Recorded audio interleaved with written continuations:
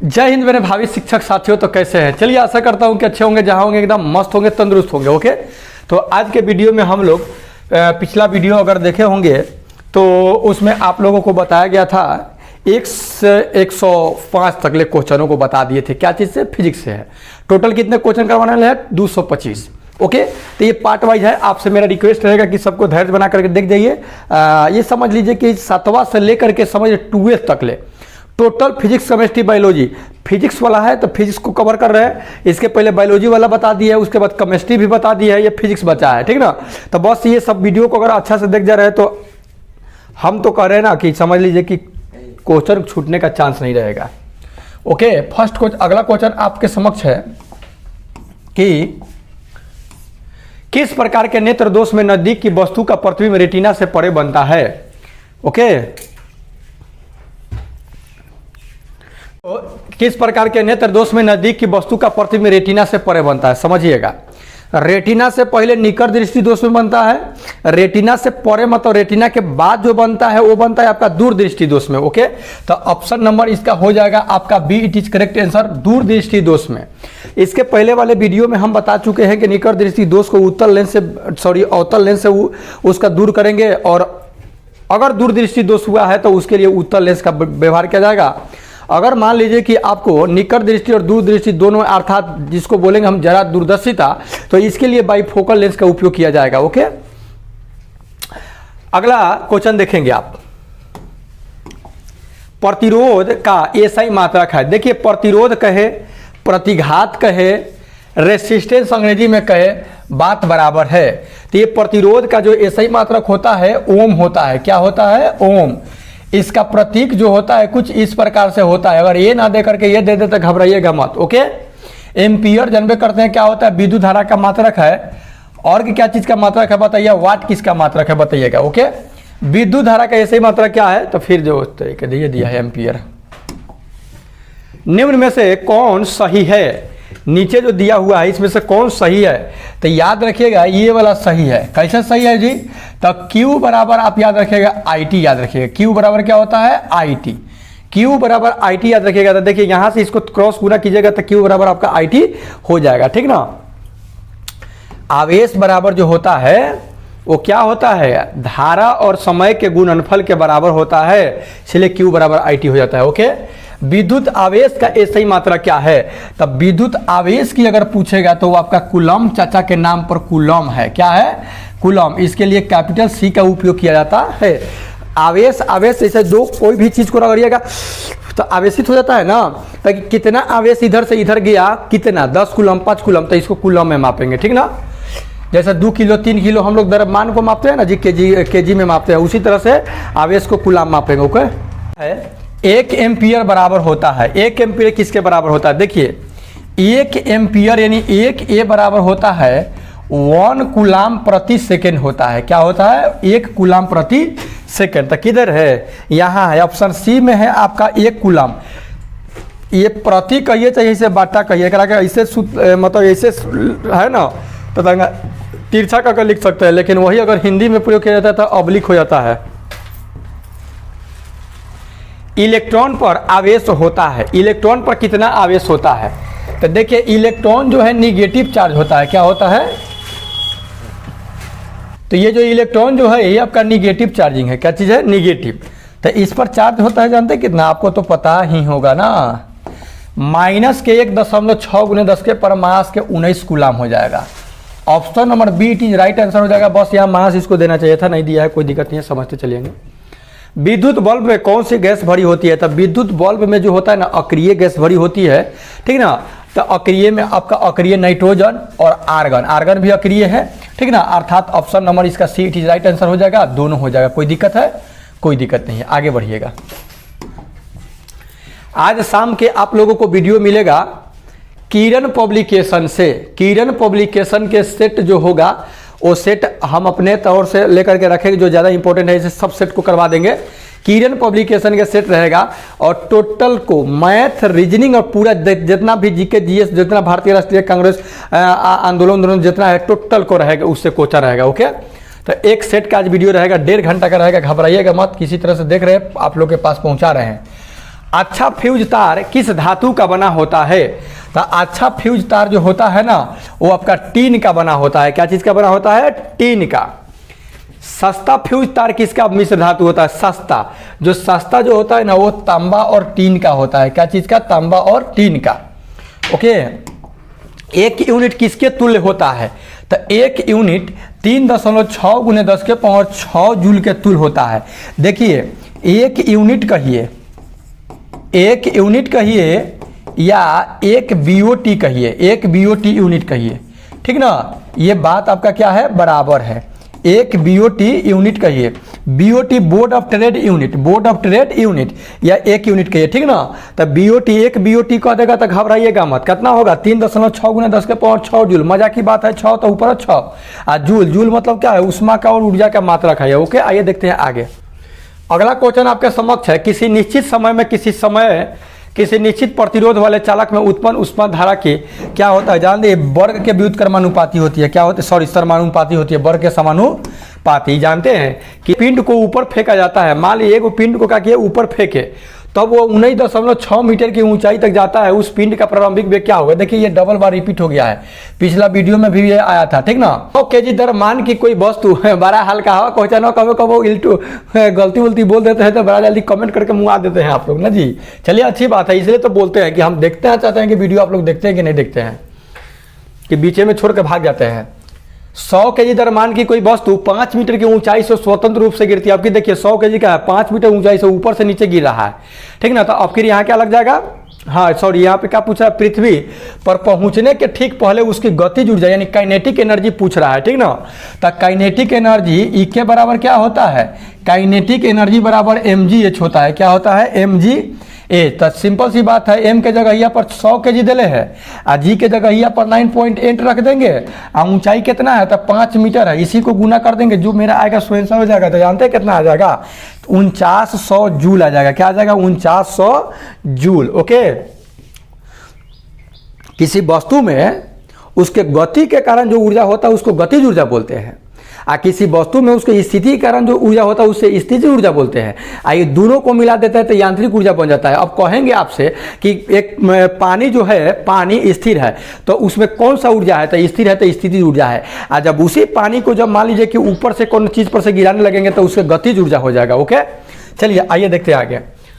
अस्पष्ट प्रतिध्वनि सुनाई पड़ने के लिए ध्वनि का परावर्तन करने वाली सतह को श्रोता से कम कितनी दूरी होनी चाहिए? 17 मीटर की दूरी पर। सुन लीजिए बात को, अगर हम बोले, कोई बात बोले आ किसी चीज से जाकर टकरा करके अस्पष्ट अगर हमको सुना रहा है तो 17 मीटर की दूरी होना चाहिए। 17 मीटर से ज़्यादा होगा, कम होगा तब वो स्पष्ट सुनाई नहीं देगा। 17 मीटर पर स्पष्ट कोई बोला और उसे टकरा करके हमारे कानों तक आएगा तो वो 17 मीटर की दूरी पर एकदम लगेगा कि हमसे ही बात कर रहा है, जबकि वो टकरा करके आ रहा है। ओके, तो 17 मीटर, इतना सारा बात पर एक ऊपर चर्चा चल जाता है तो कम से कम तो ये तो सेट हो जाना चाहिए माइंड में। समुद्र के जल में छिपी वस्तुओं का पता लगाने में प्रस्रव तरंगों का उपयोग किया जाता है। अब ये भी क्वेश्चन पूछेगा कि समुद्र में छुपी वस्तुओं का पता लगाने के लिए किस तरंग का उपयोग किया जाता है? प्रस्रव तरंग का उपयोग किया जाता है, ठीक ना। और प्रस्रव तरंग उत्पन्न करने वाला युक्ति कौन है भाई? तो वो है आपका सोनार है। क्या है? सोनार, SONAR। सोनार, साउंड नेविगेशन रैंगिंग। S से साउंड, N से नेविगेशन, R से रैंगिंग। इसका फुल फॉर्म होता है सोनार का। इसी का प्रयोग समुद्र में छिपी हुई वस्तुओं का पता लगाने में किया जाता है। यह प्रस्रव तरंगे उत्पन्न करता है। ओके,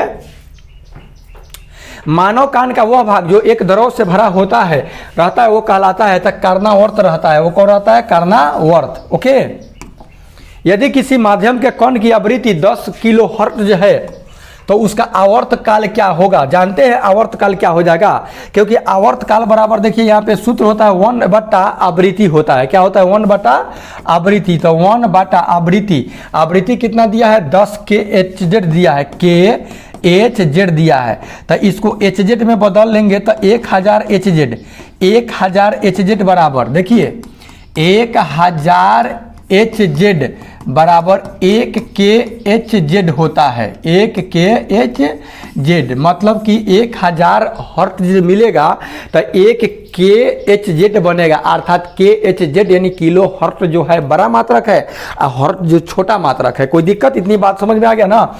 तो वही 1000 लिखिए चाहे 10 के पावर 3 लिखिए, बात ही सेम ठीक ना। अब 10 के पावर 3 को एगो 4 गो, तो 4 गो हो जाएगा, मतलब कि 1/1 2 3 4। ओके, तो ये देखिए 4 गो अंक है तो 4 अंक बाद 0 होगा, दशमलव होगा 1। देखिए 1 2 3 4, 4 अंक बाद हो गया। तो खोजिए तो कहने हैं, तो ये है आपका, ठीक ना। Option number D it is right answer हो जाएगा, ठीक ना। और क्या हो जाएगा? सेकेंड हो जाएगा, हर्ट्ज, और ऊपर जो है कट जाएगा हर्ट्ज वाला, ठीक ना। आगे देखिए, आवर्त काल का मात्रक सेकेंड है, यहाँ बनाइए दिया था, कोई दिक्कत नहीं है। एक ध्वनि की आवृत्ति 50 हर्ट्ज है तो उसका आवर्त काल क्या होगा? फिर वही बात दे दिया है, 0.02 सेकेंड। ओके, देखेंगे आगे। क्वालिटी ने पूछा ही, प्रकाश का वेग महत्तम होता है निर्वात में, क्या चीज में? निर्वात में। कितना होता है भाई? 3 × 10 के पावर 8 मीटर प्रति सेकंड होता है। ओके, 3 × 10 के पावर 8, ऐसे पूछेगा तो 3 लाख किलोमीटर प्रति सेकंड। 3 लाख किलोमीटर प्रति सेकंड, किलोमीटर को मीटर में बदल दिया गया था, 3 को 0 बढ़ गया था, 3 × 10 के पावर 8 मीटर प्रति सेकंड हो गया है। ओके, महत्तम। उसके बाद जल में कितना होता है? तो जल में जो होता है वो आपका होता है, जल में 2.25 लाख होता है। कितना होता है? 2.25 लाख। 2.25 लाख मतलब समझ रहे हैं ना, 2.25 × 10 के पावर 8 मीटर प्रति सेकंड, याद रखिएगा, ठीक ना। और तो और कांच में कितना होता है? 2 लाख होता है। कितना होता है? 2 लाख। 2 लाख का मतलब 2 × 10 के पावर 8 मीटर प्रति सेकंड। हवा में और निर्वात में दोनों को सेम ही रखा गया है, ठीक ना। थोड़ा सा कम होता है, 2.99 करके होता है, तो हवा में भी दे, लेकिन सबसे ज़्यादा कहेगा तो आपका निर्वात होगा, वैक्यूम में होगा। ओके, कोई दिक्कत नहीं ना है। आइए देखते हैं आगे, घर घर आई थे। ओके, अगला क्वेश्चन आपके समक्ष है, एक ही बिंदु स्रोत से बाहर की ओर फैल रही किरण को क्या कहते हैं? देखिए, एक ही तरह से, जैसे मान लीजिए कि यहाँ पे जैसे टॉर्च से बारह जाता है टॉर्च, तो टॉर्च से किरण क्या होता है कि इस प्रकार से निकलते हुए चला जाता है। ध्यान दीजिएगा, इस तरह से किरण निकलते हुए चला जाता है। जानते हैं इस किरण को क्या कहते हैं? हम लोग अभिसारी कहते हैं। क्या बोलते हैं? सॉरी, अपसारी बोलते हैं, अपसारी। ओके, कोई दिक्कत? एक बिंदु स्रोत से निकल करके प्रकाश की किरणें फैलती चली जाती है तो इसको कहते हैं अपसारी। अगर मान लीजिए कि कहीं से आ करके एक बिंदु पर अगर मिल रही है, एक बिंदु पर क्या कर रही है? मिल रही है, तो इसको बोलेंगे हम अभिसारी। क्या हो रहा है? अभिसारी बोलेंगे, ठीक। अगर मान लीजिए कि एक दूसरे के इस तरह से प्रकाश की किरण जा रहा है तो इसको बोलेंगे हम समांतर बोलेंगे। अब आपसे क्वेश्चन पूछेगा कि सूर्य से आने वाली किरणें क्या किरण पुंज कैसा होता है? तो समांतर किरण पुंज होता है। कौन सा किरण पुंज होता है? समांतर। तो ये हो जाएगा आपका क्या थी? अपसारी हो जाएगा, ठीक ना, अपसारी। परावर्तन के नियम किस प्रकार की सतह के लिए लागू होता है? देखिए, परावर्तन का जो नियम होता है ना, वो आपका समतल के लिए भी, गोलीय के लिए भी, सभी प्रकार के, केवल वक्र नहीं, सभी प्रकार के परावर्तक सतह के लिए। परावर्तक मतलब जिससे परावर्तित हो जाए, टकरा करके लौट जाए, तो वो चाहे गोलीय हो चाहे समतल हो, उससे कोई फर्क पड़ता उड़ता नहीं है। परावर्तक सतह समझ रहे हैं ना। जैसे मान लीजिए कि ये दर्पण हो गया, दर्पण मतलब शीशा, जिसमें सुबह सुबह हम लोग अपना मुंह नाक कान देखते हैं, जाकर के झुलपी उलपी झाड़ते हैं, तो ये को प्रकाश गया, ठीक। मान लीजिए कि यहां से कोई स्रोत है प्रकाश का, टॉर्चे है, टॉर्चे ले लीजिए, यहां से टॉर्च से प्रकाश निकला, ठीक ना, और ये गया तो इसको आपतित किरण बोलते हैं, लौट गया तो इसको परावर्तित किरण बोलते हैं, ठीक। यही जो है क्या चाहिए? परावर्तक सतह हो गया उसका, ठीक ना, परावर्तक सतह। यदि आपतित किरण परावर्तक सतह के लंबवत हो तो आपतन कोण का मान कितना होगा? तो जितना आपतन कोण का मान होगा तो 90 डिग्री हो जाएगा। क्या हो जाएगा? जैसे देखिए, ये मान लीजिए कि ऐनक हो गया, ऐनक को हम लोग कुछ इस प्रकार से बना देते हैं, ठीक ना, एक ओर से चिकन है, एक ओर से रंगल। तो अगर मान लीजिए एकदम सोझा प्रकाश के किरण मारे, सोझा एकदम, तो जानते हैं वो सोझा ही लौट जाएगा, ऐसे जाएगा ऐसे लौट जाएगा। लेकिन जैसे तिरछा मारेंगे तो तिरछा भागेगा, अर्थात जब सोझ मारे तो सोझे लौट के चला, तो कोई कोण बना नहीं, कोण बना, अर्थात कितना हो जाएगा? 0 डिग्री हो जाएगा। क्या हो जाएगा? 0 डिग्री हो जाएगा। कोई दिक्कत? आगे देखिए, एक समतल दर्पण को 30 डिग्री के अक्ष के से परितः घुमाया जाता है तब परावर्तित किरण कितना हो जाएगा। देखिए समझिएगा बात को, इस तरह से है तो ये यहाँ इस तरह से जैसे मान लीजिए कि ये लंब डाल देते, जितना कोण ये बनेगा ना उतना ही कोण ये भी बनेगा। आगे हम बता रहे हैं जस्ट, तो 30 डिग्री है ना, जितना डिग्री पर रहेगा उतना ही डिग्री का परावर्तित किरण भी उतना ही कोण से घूम जाएगा। अर्थात option number A it is right answer हो जाएगा। अगर 45 डिग्री से उसको घुमाया जाता है तो 45 डिग्री का कोण बनता। कोई दिक्कत? ओके। एक बिंदु समान वस्तु को दो समतल दर्पण के बीच रखा गया है तो एक दूसरे से समांतर है तो प्रतिबिंब की संख्या कितनी होगी। देखिए अगर मान लीजिए कि दो गो दर्पणों को लेकर के एक दूसरे के समांतर लेके रख दिया गया है, समझिएगा बात को। अगर मान लीजिए कि ये दो गो दर्पण हो गया, ठीक ना, ये दो दर्पणों को लेकर के रख दिया गया एक दूसरे के समांतर। समांतर मतलब समझ रहे ना, ये समांतर होना चाहिए। समांतर मतलब दोनों के बीच का अंतर, समांतर मतलब दोनों के बीच का अंतर समान होना चाहिए तो उसको कहेंगे समांतर, ठीक ना।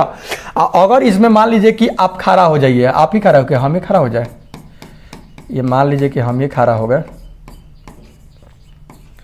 ठीक ना। तो अगर खड़ा हो जाइएगा ना तो जानते हैं क्या होगा, इसमें अनंत प्रतिबिंब बनेगा। हेने घूम के देखिएगा, हेने घूम के देखिएगा, अरे तुरी के रे ऐसे जितना देखते जाएगा खजाना प्रतिबिंब, फिर हेने घूम के कितना हम हैं, अनंत प्रतिबिंब बनेगा। क्या होगा? अनंत। Option number B it is right answer हो जाएगा। ओके, कोई दिक्कत समझ में आ गया ना।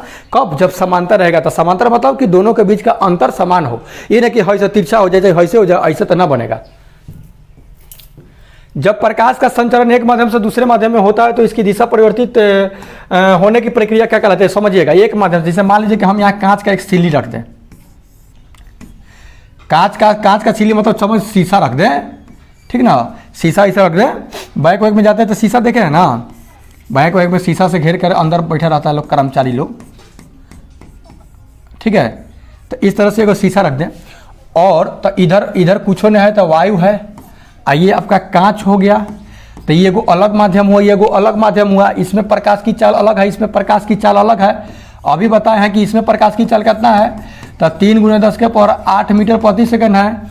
एकरा में कितना है, तो एकरा में है 2 × 10⁸ मीटर प्रति सेकंड है। तो जब एक पारदर्शी माध्यम से प्रकाश जब दूसरे पारदर्शी माध्यम में जाता है ना, तो देखिए इसको चल जाना चाहिए, इसे सीधे चल जाना चाहिए सीधे, लेकिन ये सीधे नहीं जा करके जानते हैं क्या होगा, ये सीधे नहीं जा करके ये मुड़ जाएगा ऐसे, आप फिर निकलेगा तो जैसे जा रहा था उतना ही वेग से आगे निकल जाएगा, क्योंकि फिर पहले का माध्यम में आ गया। ओके, अब यहाँ पे अपना से एक हम लंब डाल देते हैं, क्या करते हैं, लंब डाल देते हैं, ठीक। अब समझिए, तो वही कह रहा है कि जब प्रकाश का संचरण एक माध्यम से दूसरे माध्यम में होता है तो इसकी दिशा परिवर्तन, देखिए जाना चाहिए सो जाए लेकिन दिशा परिवर्तन हो गया, तो जानते हैं इसको क्या कहते हैं, रिफ्रैक्शन ऑफ लाइट कहते हैं, प्रकाश का अपवर्तन कहते हैं। क्या कहते हैं, प्रकाश का अपवर्तन कहने के ये है ऑप्शन नंबर 1 में दिया हुआ है, प्रकाश का अपवर्तन कहते हैं। ओके, ये भी जान लीजिए प्रकाश के अपवर्तन के 2 नियम होता है, प्रकाश के परावर्तनों के 2 नियम, अब प्रकाश के अपवर्तनों के 2 नियम। परावर्तन किसको कहेंगे, तो जैसे मान लीजिए कि ये समतल सतह हो गया, एक ओर से कलई किया हुआ है, एक ओर से क्या है, कलई किया हुआ, ऐसे प्रकाश गया, ऐसे टकरा करके लौटा। ध्यान दीजिएगा, ये जो प्रकाश की किरण गई इसको आपतित किरण बोलेंगे, आई टकरा के जो लौट गई इसको परावर्तित किरण बोलेंगे। अपना से इस पर भी एगो अपना से लंब डालते हैं, तो देखिए प्रकाश का किसी वस्तु से टकरा कर लौटने की घटना को प्रकाश का परावर्तन कहते हैं। एक माध्यम से दूसरे माध्यम में जाने पर दिशा परिवर्तन की घटना को प्रकाश का अपवर्तन कहते हैं। इसमें भी 2 नियम है, एक 2 नियम है, मतलब 2 नियम के आधार पर यह काम करता है। इसमें क्या है, आपतित किरण, परावर्तित किरण तथा आपतन बिंदु पर डाला गया लंब, यह आपतन बिंदु हो गया। ये तीनों एक ही समतल में होता है, तीनों क्या होता है, एक ही समतल में होता है। और ये आपतित किरण और अभिलंब के बीच का कोण को कहते हैं आपतन कोण, इसको आई से इंडिकेट करते हैं। आई इसको बोलते हैं परावर्तन कोण, इसको आर से इंडिकेट करते हैं। आई दोनों बराबर होता है, कोण आई बराबर कोण आर होता है। सेम टू सेम इसमें भी होता है, इसका भी 2 नियम है, ठीक ना, इसका भी को नियम है, 2 नियम है। आगे बढ़िए, 2 नियम बाद में बताएंगे। प्रकाश की किरण जब सघन माध्यम से विरल माध्यम में जाती है तब वह अभिलंब की ओर मुड़ जाती है। तो अभी देखिए, अभी जो बताए हैं आपको, तो उसमें क्या हो रहा था कि अभिलंब की ओर मुड़ जा रहा था, तो जो डॉट डाले थे शीशे वाला पर, तो ऐसे तिरछा मुड़ा था ना, तो क्या कह रहा है कि जब प्रकाश की किरण जब सघन माध्यम से, सघन माध्यम विरल माध्यम समझ रहे हैं, फिर से बनाना पड़ेगा चित्रवा, हम कह जाने की क्वेश्चन फिर आगे दिया है। अच्छा कोई दिक्कत नहीं, देखिए समझ दिख रहा है ना, ये मान लीजिए कि शीशा हो गया, सघन मतलब घाना, जैसे गाछी हो गया, जंगल, तो जंगल मतलब घना हो गया, आप उसमें तेज नहीं दौड़ सकते हैं। चेवड़, चेवड़ा मतलब कि एकदम खाली, तो चेवड़ा हो गया आपका विरल माध्यम। गाछी हो गया यानी जंगल हो गया आपका सघन माध्यम। ठीक, तो सेम टू सेम देखिए, हवा में हम इसे हाथ मारे तो लग जा रहा है, लेकिन यहाँ शीशा रहता है तो इसे मारते तो आर पार होता नहीं ना होता। अर्थात शीशा जो है आपका सघन माध्यम है, हवा जो है विरल माध्यम है। तो वही क्वेश्चन कह रहा है कि प्रकाश की किरण जब सघन माध्यम से, किस में से है तो विरल माध्यम में से सघन माध्यम में आ गया, सघन माध्यम में से जब फिर विरल माध्यम में जाएगा तब यहाँ पे एगो परपेंडिकुलर यानी नॉर्मल डाला गया है लंब, तो देखिए तो दूर भाग रहा है कि भीड़ जा रहा है। इसमें देखिए सघन माध्यम से जब विरल माध्यम में जा रहा है तो अभिलंब से दूर भाग रहा है, और जब विरल माध्यम से सघन माध्यम में आ रहा है तो अभिलंब की ओर मुड़ जा रहा है। ओके, तो आई होप समझ गए होंगे, उसको भी पूछेगा तो बता दीजिएगा। तो इसका फिलहाल आंसर क्या हो जाएगा, अभिलंब से दूर मुड़ जाती है। ठीक है, प्रकाश किस वर्ण के लिए तरंग दैर्घ्य अधिकतम होता है, प्रकाश के किस वर्ण के लिए, तब प्रकाश के लाल वर्ण के लिए। वर्ण मतलब क्या होता है, रंग होता है, कलर होता है, ठीक ना। तो लाल रंग के लिए जाता है 640 से 700 के लगभग, 720 के लगभग में इसका है। एक एग्जैक्ट आप देख लीजिएगा कितना है, ठीक ना। लाल रंग का क्या है, तरंग दैर्घ्य। तरंग दैर्घ्य में इसको हम मतलब तीव्रता को, इसके तीव्रता को तरंग दैर्घ्य में मापते हैं। इसको एंगास्ट्राम से सूचित करते हैं। क्या चीज है, एंगास्ट्राम। तरंग दैर्घ्य का मतलब क्या है, एंगास्ट्राम है। ओके, कोई दिक्कत। तो किस वर्ण के लिए, तो लाल वर्ण के लिए। और सबसे कम किसका है, तो सबसे कम अगर पूछे तो बैगनी वर्ण के लिए हो गया। पिछला वीडियो भी देखे होंगे तो आपको बताए होंगे कि सूर्य के प्रकाश जो श्वेत प्रकाश है उसको जब प्रिज्म से होकर गुजारा जाता है तो वो 7 रंगों में बढ़ जाता है, अर्थात बैजानी पिनाला यानी विबग्योर आपको बताया गया था। ओके, आइए हाँ, अब देखिए जो नए सब्सक्राइबर होंगे तो वो कहेंगे कि बताया गया था, तो अभी बता दीजिएगा तो क्या हो जाएगा, तब विबग्योर। तो आपसे एक ही रिक्वेस्ट करेंगे कि आप उस वीडियो को देख लीजिए, क्या दिक्कत है। ओके, आइए देखते हैं आगे। निम्न में से किस रोग से ग्रसित व्यक्ति नेत्रदान नहीं कर सकता। अब बताइए, अब ऑप्शन हम दिखा रहे हैं आपको कि कौन सा मतलब कि बीमारी से ग्रसित होगा तो वो अपना नेत्र को दान नहीं कर सकता है। ओके, नहीं तो कर सकता क्या, कोई लेगा ही नहीं, बीमारिया आदमी के कौन लेगा। एड्स भर रहेगा, AIDS acquired immunodeficiency syndrome. Hepatitis B और सी भर रहेगा तो नहीं होगा। धनु स्तंभ हो रहेगा तो नहीं, इनमें से सब। अर्थात ये तीनों बीमारी अगर हुआ रहेगा ना तो वो व्यक्ति नेत्रदान नहीं कर सकता है, या नेत्रदान करेगा भी तो कोई लेगा थोड़ी है, कौन जाएगा बीमार। हो गया एड्स। समझ रहे किसके कारण होने वाला रोग है, HIV ह्यूमन इम्यूनोडिफिशियंसी वायरस के कारण होने वाला रोग कौन है, एड्स। बहुत खतरनाक रोग है। कैसा होता है, तो अनैतिक एवं संबंध स्थापित करने से होता है। ओके, श्वेत प्रकाश को अपनी अवयवी रंगों में विभाजित होने की प्रक्रिया क्या कहलाती है, जस्ट अभी बताया है। मान लीजिए कि ये प्रिज्म हो गया, प्रिज्म से गुजरता है, ये प्रिज्म हो गया, इसे ऐसे श्वेत प्रकाश गया। श्वेत प्रकाश मतलब सूर्य का प्रकाश, श्वेत प्रकाश मतलब सूर्य का प्रकाश। ये श्वेत आपका प्रकाश हो गया मतलब कि व्हाइट लाइट हो गया। तो इसे जब जाता है ना तो यहाँ से 7 रंग में बढ़ जाता है, 2 3 4 5 6 1 7, ठीक ना। ये 7 रंग में बढ़ जाता है। विबग्योर, क्या चीज, विबग्योर, विबग्योर मतलब बैजानी पिनाला, ठीक ना। तो ये 7 रंग में बढ़ जाता है। तो इस 7 रंगों में बंटने की घटना को कहते हैं प्रकाश का वर्ण विक्षेपण कहते हैं। क्या कहते हैं, प्रकाश का वर्ण। वर्ण मतलब रंग, रंग मतलब विक्षेपित हो गया, विक्षेपित मतलब छितरा आ गया, कोई दिक्कत। आज सबसे ज्यादा कम विचलित होता है, तो सबसे ज्यादा विचलित होता है बैगनी, या सबसे कम होता है लाल। ओके, आइए देखते हैं आगे। जब श्वेत प्रकाश प्रिज्म से गुजरता है तो किस रंग का विचलन सबसे कम होता है, तो जस्ट अभी बता दिए कि सबसे कम किसका होगा, लाल का। सबसे ज्यादा किसका होगा, बैगनी का। तो इसका ऑप्शन हो जाएगा ए, इट इज राइट आंसर, लाल का। इंद्रधनुष बनता है, इंद्रधनुष कब बनता है, रेनबो।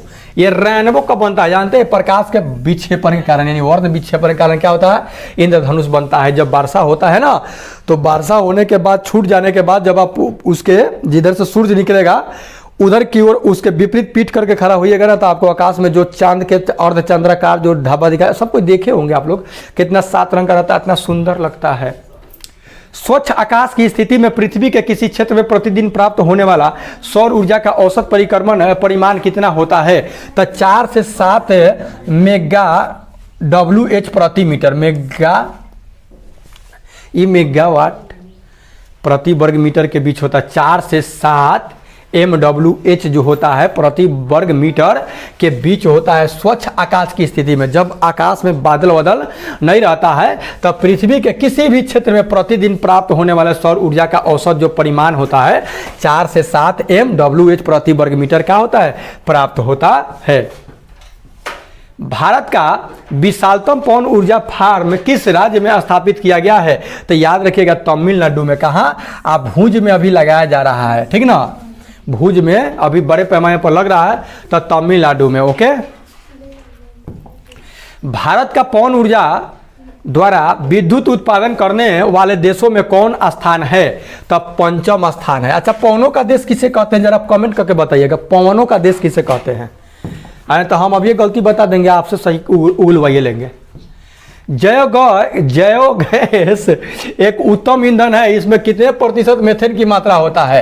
ये जो मेथेन है CH4 कितना प्रतिशत होता है? 75%। क्या चीज में? क्या चीज में भाई? तो जैव गैस में जो भी कोई भी चीज सड़ेगा गलेगा तो उसे जो गैस बनेगा मेथेन, उसमें 75% रहेगा। 1 kWh यानी किलोवाट घंटा बराबर होता है, किलोवाट घंटा। 1 किलोवाट घंटा बराबर है, फिर रिपीट क्वेश्चन दे दिया ना, 3.6 × 10⁻6 जूल। नहीं, ये आपको हम कम्युनिटी बॉक्स में आपको दिए थे, शायद बहुत लोग जवाब दिए हैं, सही जवाब दिए हैं, अच्छी बात है। फ्यूज तार का व्यवहार होता है। फ्यूज तार का व्यवहार लोग कहाँ करता है? तब विद्युत परिपथ को तोड़ने में। हाँ, गुड। अब कहेंगे तोड़ने में, तब तोड़ने में नहीं किया जाएगा तो जोड़ने में किया जाएगा। फ्यूज जो होता है मान लीजिए कि लगा रहता है, तो फ्यूज काहे के लिए लगता है?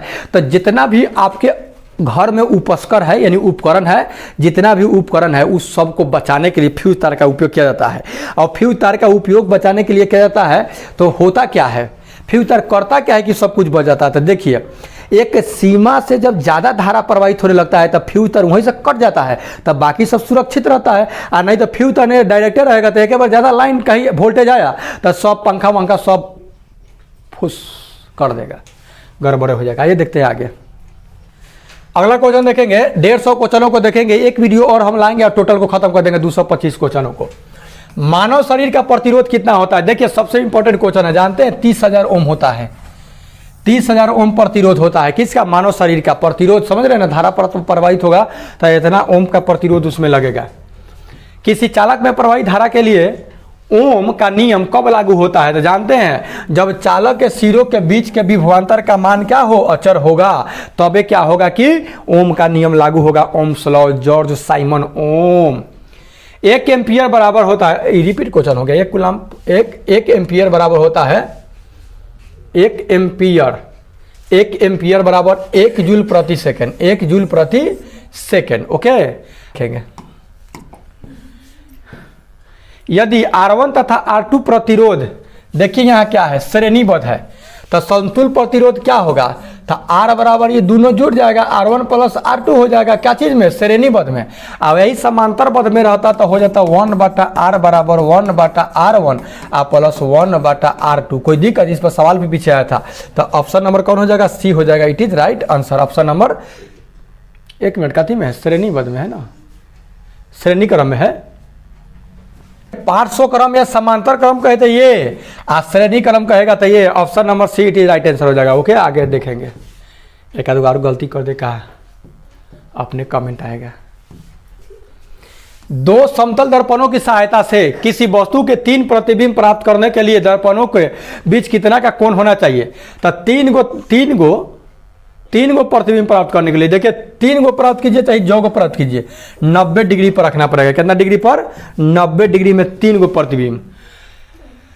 गतिशील विद्युत आवेश उत्पन्न करता है। जो गतिशील विद्युत आवेश होता है वो क्या उत्पन्न करता है? जानते हैं, वो चुंबकीय क्षेत्र भी उत्पन्न करेगा और विद्युत क्षेत्र भी उत्पन्न करेगा, अर्थात चुंबकीय और विद्युत दोनों। ठीक है ना, option number see it is right answer हो जाएगा। जब मान लीजिए कि आवेश, मान लीजिए तार हो गया, आई तार से होकर जब आवेश प्रवाहित होगा, जब विद्युत धारा प्रवाहित होगा तो वो विद्युत क्षेत्र भी उत्पन्न करता है, अपना चारों ओर चुंबकीय क्षेत्र भी। तबे तो कहते हैं कि दूर से टान लिया है, तो टान लिया तो विद्युत क्षेत्र उत्पन्न किया था, तबे तो टान लिया है ना। 11,000 वोल्ट वाला कुछ दूर से टान लेगा। एम्पियर घंटा निम्नलिखित में से किसका मात्रक होता है? तो एम्पियर घंटा किसका मात्रक है जी? आवेश की मात्रा का एम्पियर घंटा। गलती होती बताएगा। ओके, तब मिलते हैं नेक्स्ट वीडियो में, तब तक इजाजत, take care and goodbye. Video कैसा लगा अपना प्रतिक्रिया कमेंट बॉक्स में दे। ओके, और आप लोग से मेरा नम्र निवेदन है कि वीडियो को कम से कम शेयर वेयर भी कीजिए, कि अब टाइम नहीं है, बहुत ही इंपॉर्टेंट क्वेश्चनों को लाते हैं कि बाकी लोगों का भी भला हो जाए। आप कहेंगे नहीं शेयर करेंगे, शेयर कर देंगे तो लोग दूसरा जान जाएगा, तो फिर कंपटीशन हाई हो जाएगा। ऐसे थोड़ी होता है।